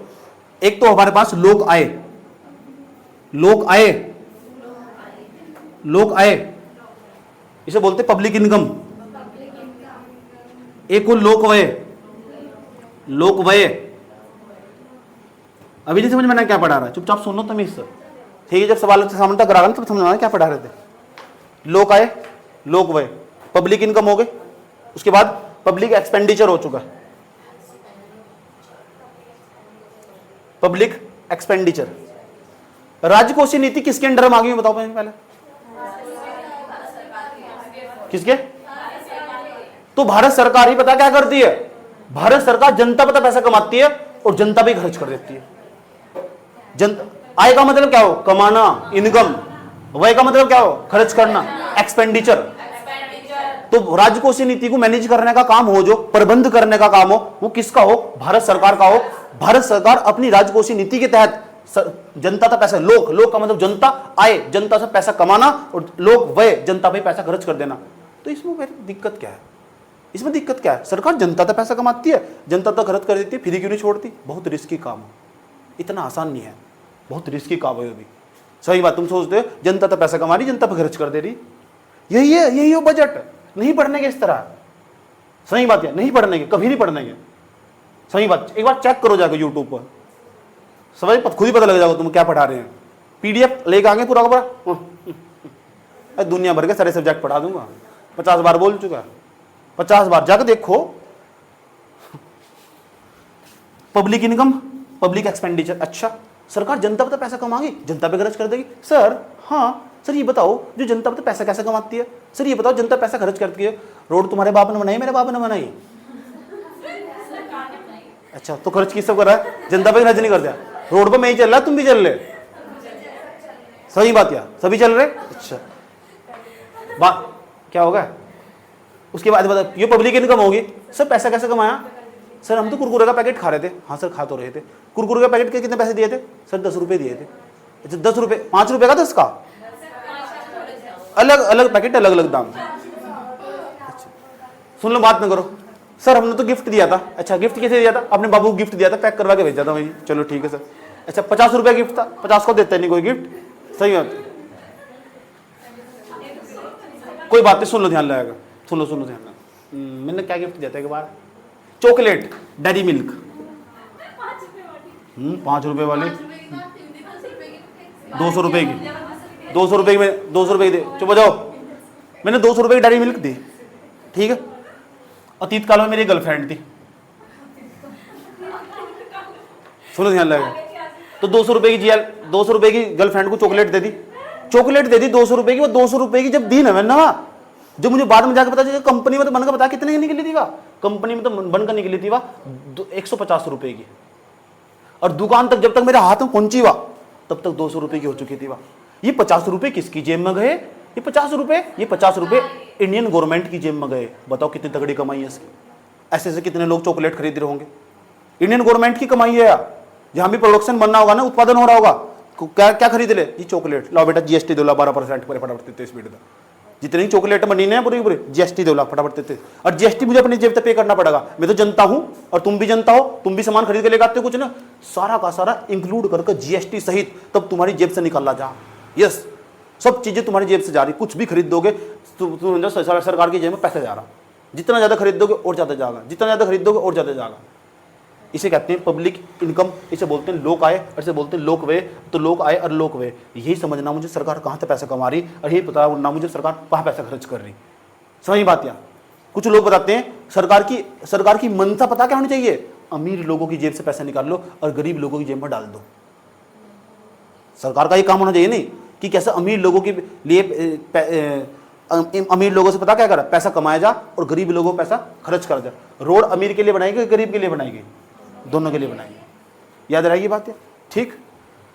तो लोक आय और लोक व्यय समझ में आया? ये मुझे समझना, ये मेरा पूरा सिलेबस है। इकोनॉमिक्स मेरी तरफ से आज ही खत्म होगी। जब भी तुम कोई इकोनॉमिक्स पढ़ने चले हो ना, तो वहां से ये पढ़ोगे पैसा कहां से आया और दूसरा पैसा कहां खर्च करा। इकोनॉमिक्स मेरी तरफ से आज ही खत्म होगी। कुछ भी पढ़ोगे ये पढ़ोगे यार। अच्छा ऐसे बताओ, राजकोषीय नीति होगी, यह तो भारत सरकार की मैंने तुम बढ़ाई। ऐसी ही राजकोषीय नीति उत्तराखंड की सरकार की होगी नहीं होगी? होगी नहीं होगी? यस, इनकी भी राजकोषीय नीति। तो यहाँ भी तो ये भी तो सरकार, ये भी तो पैसा कमाते होंगे लोग आए, ये भी तो जनता तो पैसा कमाते होंगे। यस, यही पढ़ना तुम, इनके पास पैसा कहां से आ रहा है। पब्लिक फाइनेंस क्या है इनका, लोक वित्त क्या है इनका, वहां से शब्द लिखे रह गए। समझ में आता फिर क्या लिखा हुआ? एक लोक व्यय, ये जो उत्तराखंड की सरकार है खर्च कहां कर रही पैसा, किस चीज पर खर्च कर रहे हो तुम पैसा? तुमने बजट बनाते हो तुम, हाथ से बनाते हैं, कहां पैसा खर्च करा तुमने? 3.3 लाख करोड़ रुपए तुमने कहां खर्च करेंगे 2024-25 में? फरवरी में फिर बजट पेश, अप्रैल के आसपास जाकर, फरवरी मार्च के आसपास। तो फिर तुम जनता पर पैसा खर्च करते हो, 3.3 लाख करोड़ रुपए खर्च कहां करोगे? और दूसरी बात है तुम लाई कमाए कहां से, मतलब और कितना तुमने उधार लिया, ये पढ़ोगे। मैंने कहा नहीं, सिलेबस है पूरा का पूरा। उसके बाद इनका बैंकिंग सिस्टम काम कर रहा है। उत्तराखंड की बैंकिंग अच्छी तरह काम नहीं कर पाते। उत्तराखंड की जो बैंक है उसे बताऊंगा अच्छी तरह काम नहीं कर पाते। ये फैक्चुअल इंफॉर्मेशन छोड़ दो, सही बात, बाहर आ जाओगे पीसीएस हो या लोअर पीसीएस हो या दूसरा एग्जाम हो पूरा का पूरा, ठीक। और यूपीएससी में तो तुम्हारा कोई काम ही नहीं है दूर दूर तक, अगर तुम इस तरह का विश्लेषण नहीं कर सकते तो। असल में पता क्या, बच्चा हैबिचुअल नहीं है इन सब चीज़ों का, उसे चाहिए बस मैं बोर्ड भर दूँ, ये बैंक जब बढ़ना है, ये हो, ये हो। मुझे बस गुस्सा, मैं चाहता हूँ समझदार प्राणी बनूँ, समझ बात, किसी को समझा सको, देखो क्या क्या हो रहा है देश के अंदर। सही बोल रही, बैंक में जाकर खड़े हो तो बताओ बैंक के अंदर क्या क्या समस्या तुम्हारे, समझ बात यार। कल को गवर्नमेंट के सामने किसी के सामने खड़े हो तो चुप खड़ा रहा, तेरे से ज़्यादा नॉलेज है मुझे, समझ में आएगी बात यार। पूछो क्या पूछना तुम, हम पता लगेगा कि किस डायरेक्शन में तुम रन कर रहे हो, किस डायरेक्शन में तुम मूव कर रहे हो। लोग आए, लोग वही होगा तक, चलो आगे बढ़ते हैं, कहानी को आगे बढ़ाते हैं। अब मैं कुछ भी पढ़ाऊंगा सब इसी के आसपास घूमूंगा। सरकार जो उत्तराखंड की सरकार पॉलिसी बनाएगी बस चाहे किस तरह प्रोडक्शन बढ़ाया जा, किसी तरह प्रोडक्शन बढ़ाया जा वो कभी। इसलिए 2018 में यहाँ जो सबमिट करा था ना इन्वेस्टर, फॉरेन इन्वेस्टर सबमिट करा था मैंने 2018 में यहाँ उत्तराखंड के अंदर, जब त्रिवेंद्र सिंह रावत मुख्यमंत्री थे यहाँ के और मोदी जी भी आए थे और बाहर के लोगों को इन्वाइट करने के लिए इन्वाइट करा गया था। और वहाँ फिर भू कानूनों में बदलाव करा गया था कि बाहर का व्यक्ति आकर यहाँ जमीन खरीद सकता और रह भी सकता। इससे लोग बहुत नाराज होते उत्तराखंड के, लेकिन उनका विजन बिल्कुल सही था। जब जब तुम काम कर रहे हो या लिख रहे हो तो ये समझ जाओ तुम सरकार के पक्ष में जाना होगा, सरकार के विपक्ष में जाकर नहीं खड़ा होना होगा। उनका विजन सही था, मैं चाहते थे यहाँ देश के अंदर ना इंडस्ट्रियलाइजेशन हो, इसके उत्तराखंड के अंदर इंडस्ट्रियलाइजेशन हो जा, यहाँ की अर्थव्यवस्था को सुधारा जा सके, ये वही चाहते थे। उनका विजन बिल्कुल सही था, जिन्होंने वो पॉलिसी बनाई थी वो लोग बिल्कुल सही थे, सही सोच रहे थे वे। क्योंकि यहाँ तक जब तक इंडस्ट्रियलाइजेशन नहीं होने का ना तो लोगों को कभी रोजगार नहीं मिलने का। सरकारी नौकरी का मतलब जानते हो क्या हो, सरकारी नौकरी कभी सभी को नहीं दी जा सकती। जनसंख्या देखो कितनी तेजी के साथ बढ़ रही, कभी भी नहीं दी जा सकती, समझे। सारी सरकारी नौकरी, इस बात को जितना जल्दी समझ रहे हो उतना जल्दी अच्छा होगा।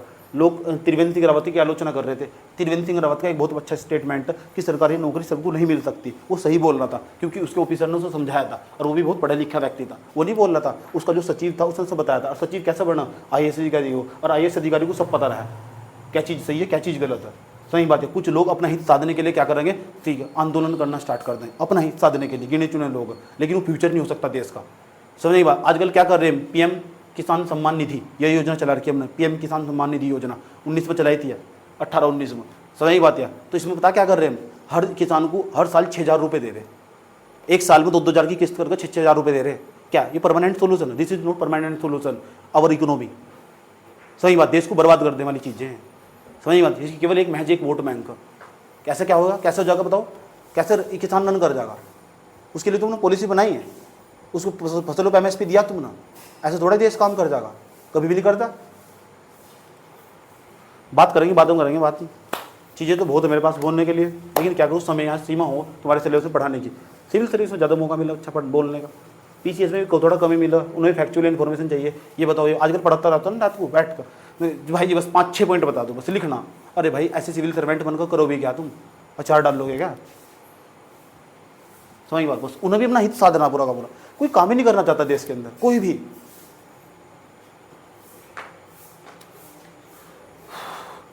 लोग भी आए होगा, लोग क्या होगा वही होगा यार। अब मैं जो भी पढ़ाऊंगा ना इसके आसपास घूमूंगा, मैं बताऊंगा देखो उत्तराखंड की सरकार ने यहाँ से पैसा कमाया, तुम समझोगे अच्छा उत्तराखंड की फिजिकल पॉलिसी काम कर रही, अच्छा उत्तराखंड की सरकार ने यहाँ पैसा खर्च करा, अच्छा इतना इतना पैसा खर्च कर रही।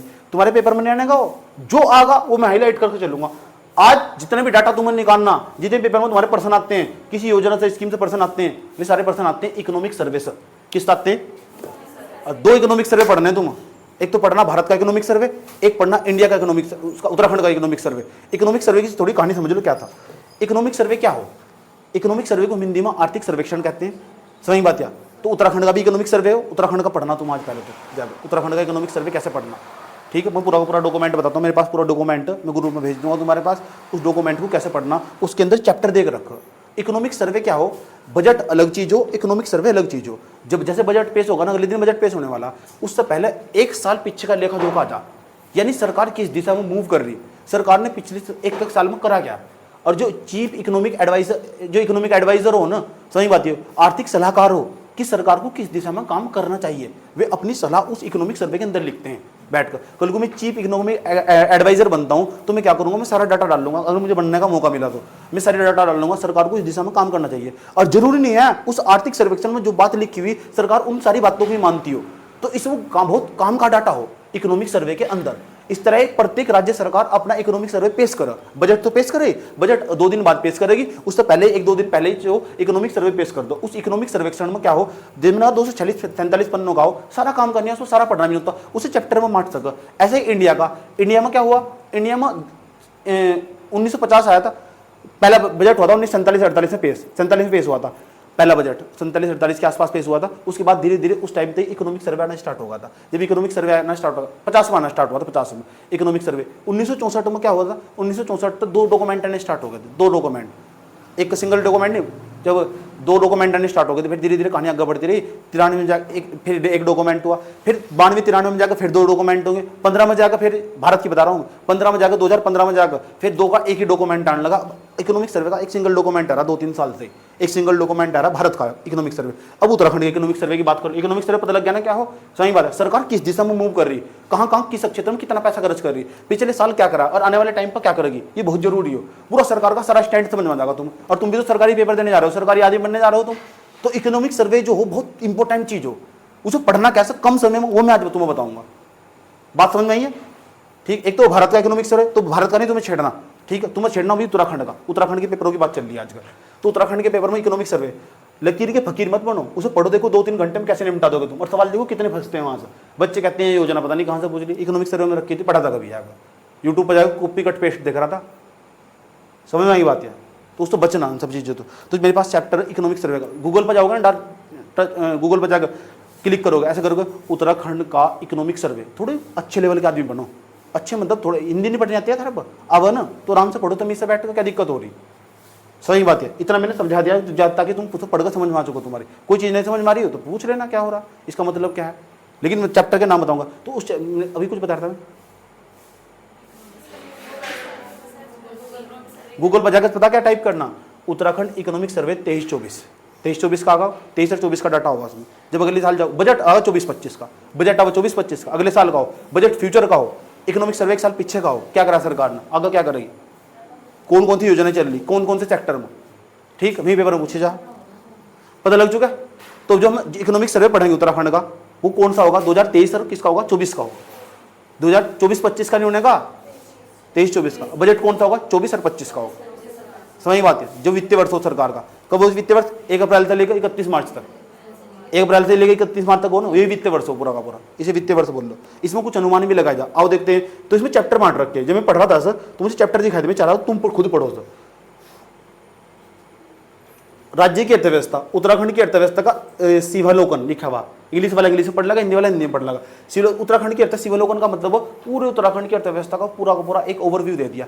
इस चैप्टर को पढ़ने की कोई जरूरत नहीं है तुम्हें, एक बार चाहे तो तू रीडिंग मार सके, इसको मारना चाहती हो तो, ठीक। राज्य आय का लोकवित्त, देखो राज्य की आय लिखा हुआ, राज्य की आय लिखा हुआ, लोकवित्त लिखा हुआ, लोकवित्त पूरा का पूरा, पैसा कहाँ खर्च करेंगे, आय कहाँ और कहाँ खर्च करेंगे, पैसा कहाँ तक हमारी सरकार, कराधान और भाव संचलन।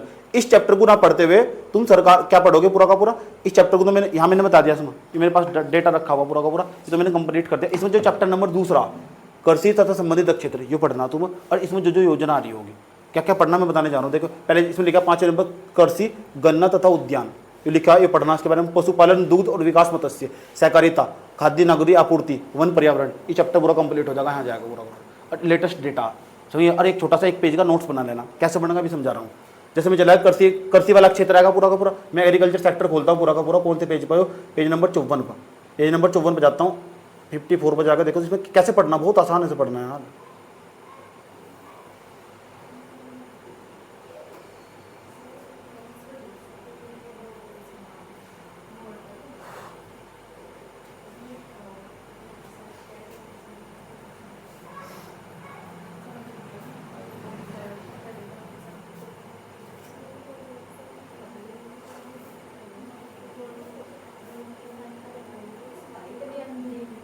देखो कृषि एवं संबंधित क्षेत्र, एग्रीकल्चर सेक्टर का सारा डाटा ही मिल जाएगा। पढ़ना कैसा, कम समय में तुरंत पढ़ लोगे सर। यहाँ तो पढ़ना स्टार्ट करना कृषि, देखो मैं पढ़ने से दिखा रहा हूँ कितना मस्त है पढ़ने का, ठीक है, और कितनी समझ बढ़ती है इस तरह। जितनी मैं भाषा बोलता हूँ सर यही की भाषा बोलता हूँ। देश की 70% आबादी, 70% से अधिक आबादी ग्रामीण है। अब पता लगा तुम्हें, ये डाटा मिलेगा मुझे, पता लग चुका 70% आबादी अभी गाँव में रहती है। यानी भारत जो शहर में रह रहा है ना, ज़्यादा तनाने की जरूरत नहीं है बेटा, 30% हो तुम, सही बात है। हम 70% है, गाँव में रहते हैं। कितने परसेंट हम, तो ये डेटा इस्तेमाल कर सकते लिखने में भी, ठीक। तथा कोविड के दौरान अधिकांश शहरी क्षेत्रों में कार्यबल ग्रामीण क्षेत्रों से पलायन है। जब कोविड का टाइम था, लोग शहर छोड़कर कहां चले गए, गांव में आगे नहीं आएंगे दोबारा, तो गांव में आगे सरकार को वो काम करना होगा, गांव के अंदर उनके लिए रोजगार पैदा करना ही होगा सरकार को, समझ गए। उसके बाद अतः वर्तमान परिप्रेक्ष्य में ग्रामीण क्षेत्र में आजीविका संवर्धन की व्यवस्था महत्वपूर्ण और एवं आवश्यक है।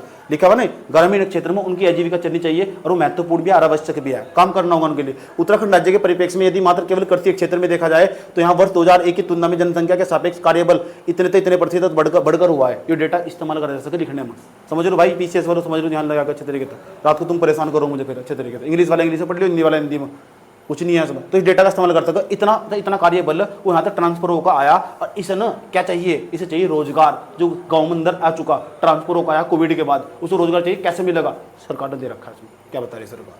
क्योंकि राज्य में अधिकांश क्षेत्र कृषि में, राज्य की बात आएगी, राज्य में अधिकांश क्षेत्र में कृषि जोत व छोटी भूमि बिक्री होने के कारण अत्यंत चुनौतीपूर्ण है। 70% आबादी के लिए संवर्धन और महत्वपूर्ण क्रियाकलाप और उदारीकरण और दुग्ध उत्पादन, जड़ी बूटी उत्पादन, मत्स्य उत्पादन, पशुपालन, जैविक कृषि, इन सब में रोजगार मिलेगा सर, क्योंकि उत्तराखंड यही है और उत्तराखंड में ये सब चीजें काम करती है और इसमें से रोजगार मिलेगा, इसलिए पढ़ना चाहिए।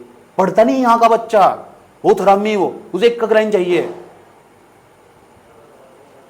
सैकड़ों बच्चे मेरे पास आए पीसीएस वाले, पढ़ना चाहते नहीं, वो कॉपी कट पेस्ट मिल जाए, पढ़ेगा कौन भाई, इतने बड़े महान आदमी हो तुम। कृषि एवं सामान्य क्षेत्र में देखो लिखा हुआ ना पूरा हॉस्टेलिटी, होटल, रेस्टोरेंट, ये पूरा लिखा हुआ इसके अंदर डाटा सारा पढ़ना। तुम ज्यादा आंकड़ों के पीछे मत भागना, 1-2 लाइन का आंकड़ा याद कर सको, आंकड़ बस समझ के पीछे भागना। आंकड़े केवल विश्लेषण का चीज हो, एनालिसिस करना हो, इसलिए आंकड़े याद करे जा, 1-2 लाइन का आंकड़ा याद हो जा, बाकी सब उसे इग्नोर कर देना पूरा का पूरा। आगे भी तुम्हें बताता हूँ और क्या क्या हुआ, जीडीपी में कितना योगदान है इसका, ये चार्ट दे रखी है, इस चार्ट को देखना इसमें क्या कहना चाह रहा है, कहां से कहां तक हम पहुंच चुके पूरा का पूरा। पढ़ो से जाएगा जब तुम इसे देखने की कोशिश करो, समझने की कोशिश करो, नहीं समझ में आ रहा पूछो सर। कृषि जोत के बारे में बता रहा है, ये टेबल हल्के हल्के पढ़ने की कोशिश करो, उसमें क्या है पूरा का पूरा, एनालिसिस करना था पूरा टेबल को, ठीक। उसके बाद देखो यहाँ तक, उसके बाद अब आगे चलते हैं यहाँ से, क्रॉपिंग पैटर्न, फसल किस तरह बदल रही है उत्तराखंड में, कौन कौन सी फसल पैदा हो रही है, आलू कैसे पैदा हो रहा है, सबसे पहले नंबर पर गेहूं पैदा हो रहा है, लिखा रखा है इसमें यार, पहले नंबर पर टेबल बना रखा है, गेहूं ज्यादा पैदा हो रहा है, दूसरे नंबर पर धान पैदा हो रहा है, तीसरे नंबर पर मंडवा पैदा हो रहा है।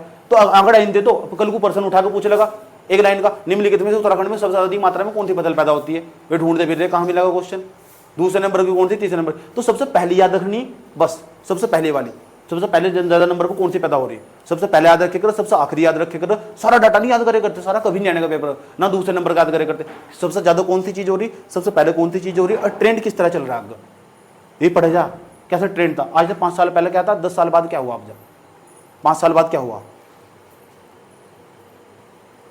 ये डायग्राम देखो, इस तरह का डायग्राम बना सकम, इस डायग्राम को कॉपी कर सकें यहाँ तक अपने नोट्स के अंदर, कैसे इसमें लिख सकम, देखो पहले नंबर ज्यादा नंबर पर गेहूं, या कॉपी में छोटा सा करके लिख लो, ज्यादा नंबर पर गेहूं, सबसे कम मात्रा में कौन सी फसल पैदा हो उसका भी नाम लिख लो, लिख रखे हैं परसेंटेज लिख रखी है ना, 3% लिख रखा है तिलहन, तिलहन बहुत कम मात्रा में, तिलहन 3% के आसपास, 3% ही चारा, समझ नहीं बात है, अगर पूछ लिया तो कभी पूछने का नहीं, लेकिन सबसे ज्यादा वाला याद कर लिख लेकर, अच्छा सबसे ज्यादा मात्रा में यह फसल पैदा हो रही। जब इसे पूरे को पढ़ लो तुम, यूट्यूब पर जाकर ऑब्जेक्टिव सवाल लगा लो, कोई ना कोई पढ़ा ही रहा होगा, उत्तराखंड के इकोनॉमिक सर्वे के ऑब्जेक्टिव सवाल, समझ नहीं बात है, ये सबसे आसान रास्ता हो पूरा का पूरा, ठीक। अगर मुझे कल को पेपर देने जाना होता उत्तराखंड का, अब मुझे बताओ उत्तराखंड का इकोनॉमिक सर्वे, तो मैं सबसे पहले जाकर ऑब्जेक्टिव सवाल लगाता हूँ, पता लगता है सवाल कैसे जाओ, 2-3 वीडियो किसी के भी लगा लेता, ऐसे ही बच सको तुम आराम, उसका भी नोट्स बना सको। अगर यहाँ तो नहीं समझ में आ रहा ना तुम्हारे पास, तुम लग रहा है ज्यादा होच पोच की स्थिति हो रही, ठीक। अगर तुम लग रहा कि तुम अच्छे पढ़ने वाले छात्र हो, पीसीएस वाले छात्र हो तुम, और रियलिटी में पीसीएस वाले छात्र हो, तो एक रीडिंग जरूर माननी चाहिए इसकी, समझने की बात है। चैप्टर वाइज चैप्टर दे रखे, इसमें कृषि का अलग, पर्यटन का अलग, उद्योग का अलग, समझ पढ़ना चाहिए अगर तुम अच्छे लेवल की तैयारी करने वाले छात्र हो। अगर तुम्हें लग रहा है कि तुम शॉर्टकट रास्ता चाहिए तो ऐसे करके जाओगे, उत्तराखंड की अर्थव्यवस्था के ऑब्जेक्टिव सवाल पहले उससे देखा, उत्तराखंड की इकोनॉमिक सर्वे ऐसे यूट्यूब पर सर्च करा, उसका किसी ने छोटा छोटा शॉर्ट नोट्स बना रखा, उसका नोट्स कॉपी करके अपने नोट्स के अंदर डाल लो, ऐसा करके ऐसे पढ़ा जाएगा इकोनॉमिक सर्वे। मैं पढ़ना बता दिया तुम्हें कैसे पढ़ा जाएगा। इसके बाद अगर देखा था तुम्हें क्या क्या लिख रखा है इसके अंदर, यहाँ पूरा देखिए पूरी ये लिखा कर दे 2011 में इतना हेक्टेयर उत्पादन हुआ, फिर इतने हेक्टेयर उत्पादन हुआ, ये डाटा किसी काम का नहीं है, तालिका कौन कौन सी डेटा काम का हो खुद ही पता लग जाओ, जो ऑब्जेक्टिव सवाल लगाओगे जाकर। यहाँ देखो पूरी लिस्ट दे रखी, योजना में लाभान्वित कर सकोगा जनपदवार विवरण कि कौन सी योजना में कौन सा लाभान्वित हुआ, ये काम के नहीं है। नीचे योजनाओं के नाम लिख रखे कि कृषि क्षेत्र में कौन सी योजना चलाई गई और उसका उद्देश्य क्या है। देखो ये लिख रखा प्रधानमंत्री किसान मानधन योजना PMKVY, इस योजना का उद्देश्य क्या है, देखिए यहाँ लिख रखा है 18 साल से लेकर 40 साल तक के लोगों के लिए है। ये आम पेपर में तुम्हारे ये योजना यहाँ कृषि से रिलेटेड दे रखी है। गलू पेपर देने जाओगे वहां पूछा प्रधानमंत्री किसान मानधन योजना, उसके बारे में उसमें कितने से कितने साल के लोग, 18 से 40 साल के लिखा हुआ इसमें। यहाँ तो सवाल है में सारी योजनाओं के सवाल को कब चलाएगी, 9 अगस्त 2019 को। पहली बात जब किसी योजना के बारे में पढ़ रहे होंगे ना, 2-3 चीज लिखनी उसकी। पहले नंबर पर वह योजना उसका उद्देश्य क्या है, दूसरा उस योजना की शुरुआत कब हुई थी। सही बात है, पहले तो उसका योजना का उद्देश्य क्या है, उस योजना की शुरुआत क्या हुई थी, उस योजना का नाम क्या है, 3 चीज पढ़नी बस। उसके बारे में पता लग गया क्या करना। कोई भी योजना पढ़ रहे हो उसमें नीचे जाकर तैयार करके लेगा ना। उसके बाद और क्या करा हमने किसानों के लिए, किसान क्रेडिट कार्ड चलाया हमने। और क्या करा हमने, किसान फसल प्रधानमंत्री फसल बीमा योजना चलाई हमने। यहाँ से उत्तराखंड में उसका फायदा बेनिफिट हो रहा है। एमएसपी की बात चल रखी यहाँ से। राष्ट्रीय इनाम, जो इनाम पोर्टल है ना पूरा का पूरा, मंडी में जाओगे ना तुम, इनाम पोर्टल है ऐसा करके। एक मंडी सब एक ही मंडी में समाज में, दूसरी मंडी में समाज बेच सको। सारी मंडी आपस में लिंक हो चुकी। इनाम नाम का एक पोर्टल बना रखा पूरा। पढ़ो उसके बारे में, पढ़ना चाहते नहीं यार तुम। उसके बाद यहाँ ग्रोथ सेंटर खोल रखे हमने, प्रधानमंत्री कृषि सिंचाई योजना। ठीक, और तू क्या करेगी, सही बात है ये कंटेंट, इसमें तो खास खास सारी योजनाओं के नाम लिख दी, 4-5 योजनाओं के नाम, इतना ही काम होगा वो बीच 4-5 योजनाओं के नाम, चैप्टर खत्म पूरा का पूरा। बहुत सारी योजनाओं के नाम है इसमें, 4-5 योजनाओं का नाम लिख, चैप्टर खत्म पूरा का पूरा। उसके बाद अगला चैप्टर आ जाएगा। जैसे अगले चैप्टर आया ना, बताता हूँ तुम अगला चैप्टर कहाँ से आया।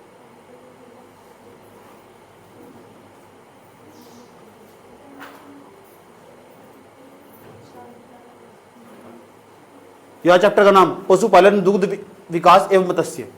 यह तो इसकी चैप्टर को पूरी रीडिंग मारनी क्या हो रहा है। नीचे लिखा लिखा पूरा का पूरा national digital live stock mission. ये पेपर में सीधा नाम लिखा हुआ है डायरेक्ट। और यहाँ मैंने क्या होता है, कोई भी मिशन हो, योजना हो, पहले उसका नाम लिखना, कौन से सन में स्टार्ट हुई वो लिखना, दूसरे नंबर पर जो सन तो लेकिन डेट भी लिख लेना उसकी। ये इसका उद्देश्य क्या है, क्यों चला रहे इसे यार। तो चैप्टर वाइज सारा पढ़ना तुम्हें काम हो तुम्हारा, धीरे धीरे करके पढ़ते रहो इसे। 2 चैप्टर आज पढ़ लिए और उसका डेटा निकाल लिया, एक पेज लेकर बैठे साथ में। मेहनती इंसान बनो, लापरवाही मत करो बिल्कुल भी।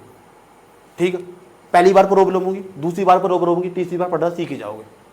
अब फिर तुम पता लग रहा है इसमें इंपॉर्टेंट कौन सा, यूट्यूब पर उठाकर डाल दो उसके ऑब्जेक्टिव सवाल, उत्तराखंड के इकोनॉमिक सर्वे के ऑब्जेक्टिव सवाल ऐसे डाल दो, तो तुम्हें खुद ही पता लग जाएगा कौन सी लाइन इंपॉर्टेंट हो उसमें। समझ गए।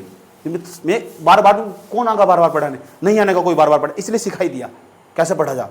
सही बात है, मेरे पास इतना टाइम नहीं है कि मैं बार बार सारे सब्जेक्ट पढ़ाऊँ। मेरे पास यही काम नहीं कि क्या केवल मैं पढ़ाऊँ, मुझे अपना भी पढ़ना पड़ा भाई। समझ में आई बात है। ठीक, 4 तरीके के कोर्स खुद कर रहा हूँ, तो आए दिन रन में रहना पड़ेगा, लिखना पड़ेगा। एंकरिंग एंड रिपोर्टिंग में देख रहे हो कितना को उसमें सिलेबस भरमार धर दिया उसने उठाकर, ये पढ़ो ये पढ़ो ये पढ़ो, 10 तरह के उन्होंने पेपर दे दिए। उसका अलग तो हो रहा है, इधर साइड से अलग से हो रहा है, पीएचडी का अलग से लोड पड़ रहा है। तो कहाँ से पढ़ो, कितना पढ़ो बताओ। और तुम्हें पढ़ाना अलग से पढ़ रहा है पूरे दिन भर, सारे दिन किताब, अब पढ़ाना अलग से पढ़ा रहा है, रात को अलग से पढ़ाओ। पीसीएस वालों को इनकी बुद्धि भ्रष्ट हो, ये मेरी बुद्धि भ्रष्ट कर दो, यो कहाँ से करूँ, यो कहाँ से करूँ, यो कहाँ से करूँ। ठीक, लेकिन मजा समझ है, अच्छी बात है, पढ़ाई में बिजी हो रहे, ये बहुत अच्छी बात है। पता लगे पढ़ लोगे चैप्टर को, कैसे पढ़ना, सबका नोट्स चेक होगा। चैप्टर दे दूंगा पूरा पूरा, आज पढ़कर चेक करवाना कैसा हुआ। सही बात है, मैं चाहता हूँ खुद पढ़ना सीखो। नहीं समझ में आ रहा पूछो मेरे से क्या है उसका मतलब।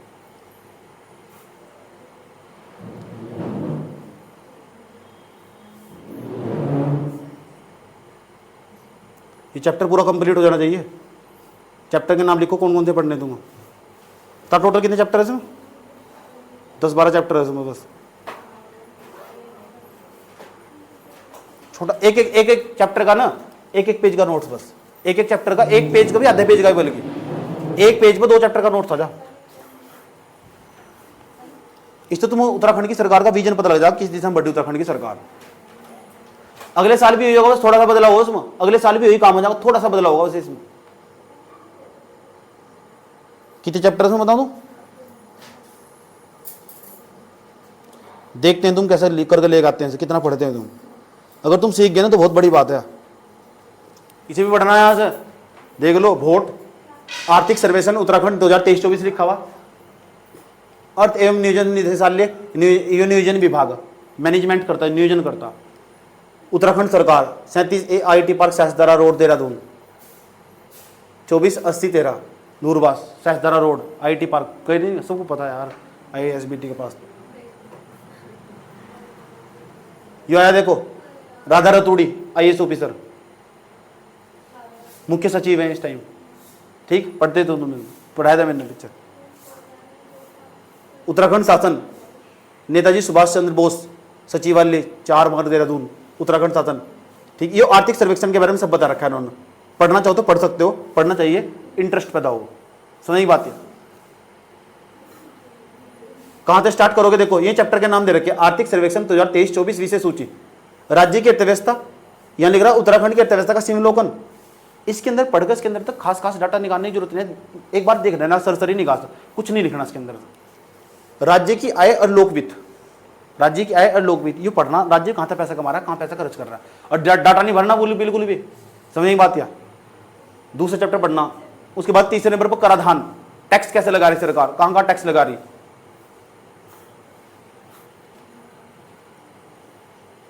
एक भाव संचलन, इसे पढ़ना, भाव संचलन। कृषि सेक्टर में पढ़ना तुम 5वां 6ठा चैप्टर, कृषि और पशुपालन वाला 5वां 6ठा चैप्टर। इनके 2-3 पेज के नोट्स लू चेक होंगे, ऐसा करके पढ़ना पूरा का पूरा। ठीक हो गया ना? प्लस लिखो, प्लस यूट्यूब से ऑब्जेक्टिव क्वेश्चन, उत्तराखंड के इकोनॉमिक सर्वे को objective question important, plus noting, उनकी नोटिंग भी करनी।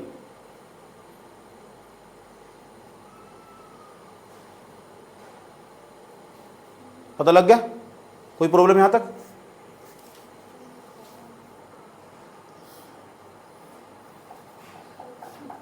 मैं सबको पढ़ा देता, लेकिन क्या करो, बच्चे इस तरह के कैपेबल नहीं है ना यहाँ के, बच्चे पढ़ते ही नहीं। मैं सब नहीं खोल रहा हूँ, खुद पढ़ो जाकर, इतना ही काम का तुम्हारे, इस लायक नहीं है तुम आगे पढ़ो। जो पढ़ेगा ना वो उसमें जाकर पढ़ेगा, जिन्हें बैच से ले रखा होगा उसमें अपने आप जाकर पढ़ लेगा भारत की अर्थव्यवस्था को। उत्तराखंड की मैंने समझा नहीं, खुद ही पढ़ लगा यार, अपने आप समझ पैदा कर देंगे।